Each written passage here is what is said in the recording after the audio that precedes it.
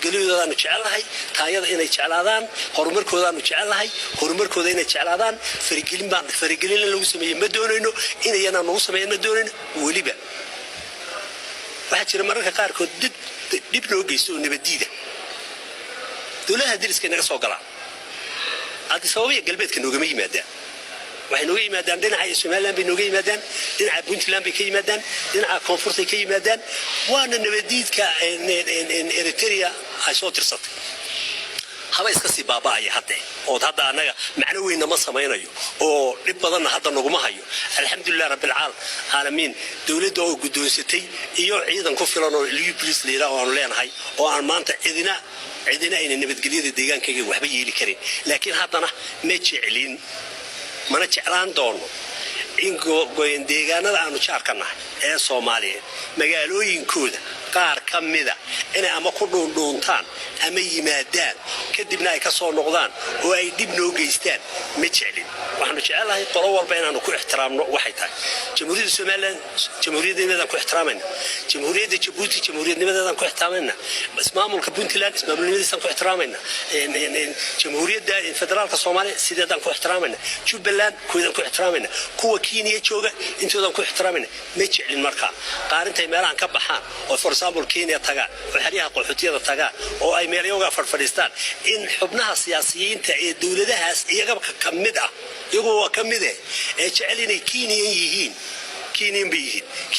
ku jecel waan ku ixtiraamayna waxaan jecelahay dhammaan marka dadka af Soomaaliya ku hadla inay nagu ixtiraamaan oo ay nagu tixgeliyaan inaanu nahay Ethiopianimadeeda nagu ixtiraameen federaalka aanu kamid nahay aanu ixtiraameen jamhuuriyadda deegaanka Soomaalida Ethiopia nahay aanu ixtiraameen wax qabadka iyaga iyo waxa aanu doonaynaa sameeysanayno aanu ixtiraameen intaasaan ku ixtiraamayna iyaga kuwoodii ana wareena kuwooda nagu ixtiraamaan mana jecelin inaanu anaguna dhinacooda soo faragelino mana jecelin inay iyaguna soo farageliyaan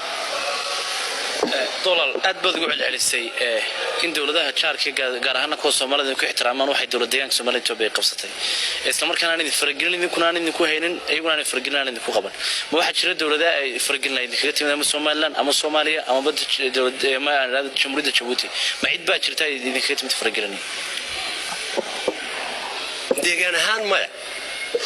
دولة هان ما لكن واحد دري من أمريكا كار كنا بديت كديرة تجانا كسر دونتانا كسر قرار مية ثالث كمان من كرا نبديت كبر كنت بدي كيمات تيجي هذا صوبان زوم بصومر أو كذا جود بمر خان لنا وريان لين صار أحمر مرة أنا بقارن صار أحمر مرة الناس ما ينني ميل إني ذيك كويس ده بيجي صار أحمراني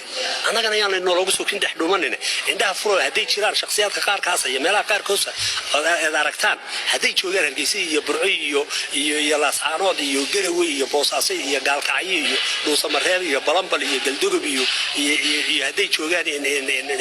إن عبد واقعي أما بلد ويني كيسة أما دنا عاي حضور يا دوران إنك زوج بتبان ده ولا ركتاني إني يهين تدني بديده هردب وده أو في مصمين إياه هأقولانين ده تيرسكين نديبو جيسنا إياه إني نقدر نلعب كسر عايز كسر نونتان كسر حمران.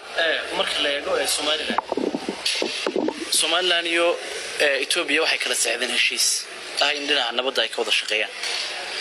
heshiiskaasi wuxuu sababay in guud ahaan baasaboorka Soomaaliya aan loo gudbi karin